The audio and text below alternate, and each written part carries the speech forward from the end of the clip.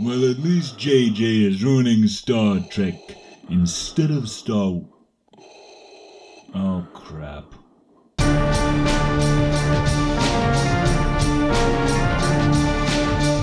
Star Trek Into Darkness, the sequel to the 2009 deconstruction of the Star Trek mythos, directed by Discount Spielberg, J.J. Abrams. Now J.J. has taken Star Trek, a franchise known for its exploration of culture, philosophy, and experimental sciences, and micro-bait it into a franchise of lens flares, shaky cam, and the Beastie Boys. I honestly feel for Star Trek fans, because I know how it feels to have your beloved franchise deconstructed and utterly destroyed by a jumped-up little turd who has no idea what made it popular to begin with. And to add insult to injury, JJ didn't even finish his trilogy, dumping Star Trek 2 films in so he could make The Force Awakens. It's like JJ wanted to date this girl, i.e. Star Wars. She wasn't on the market at the time, so he dated Star Trek instead. While he was dating her, he insisted she dressed and talked and act as much like Star Wars as possible, because that's who he was really after. She does this to try to make him happy for a while, but then Star Wars is back on the market, baby. So what does he do? He dumped Star Trek after everything she did to try to make him happy and dates Star Wars instead. Not cool, bro. Dance with the one that brung ya. Back to the movie. This cheery little film begins with an act of terrorism as a scientist destroys a Federation research facility for not Khan, according to JJ, in exchange for saving the life of his dying daughter with his magic space blood.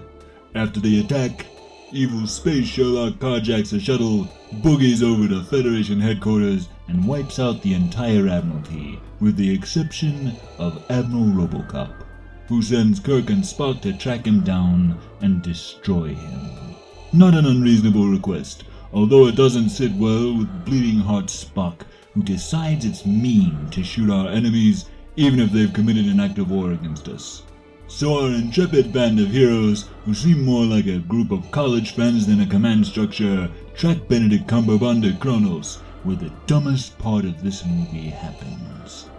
Spock and Uhura are having a lover's spat. Kirk interjects, "Are we really gonna do this right now?" Uhura snaps back, "Just give me a minute, Captain."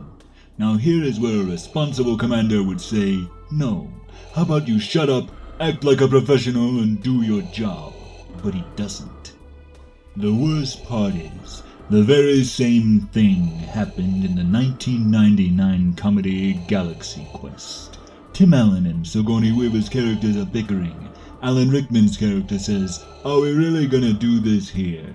You see, it was funny in Galaxy Quest because it was a comedy, and it showed how absurd it would be if the command structure of a starship took the time to bicker about their relationship during a dangerous mission. Now after our heroes capture evil Space Sherlock, they get him back to the Enterprise, where it is revealed Scooby-Doo style that the evil Admiral Robocop was the villain the whole time. You see, he was blackmailing Khan to create weapons for him, because he was from a more violent and brutal time. The only problem is, the Admiral's a pretty brutal dude himself. And by the way, why does he need someone to tell him, you know, if I want to make a better warship, why don't I just put more guns on it?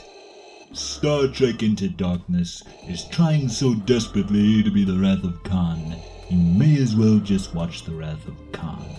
They go as far as to try to copy the emotional climax of the film, but this time around it falls flat, because you don't give a crap about this iteration of the characters. It is a soulless and derivative copy of a far superior film, and is frankly an insult to Star Trek and Star Trek fans.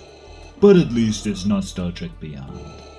Now to their credit, the actors do the best with what they have, and Benedict Cumberbatch truly shines as the villain.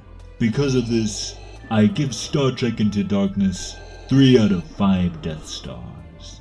The Emperor is not as forgiving as I am. Before I go, I'd like to take a moment to thank Weaponized Nerd Rage for helping to spread the word about this channel. Your service to the Empire will be long remembered.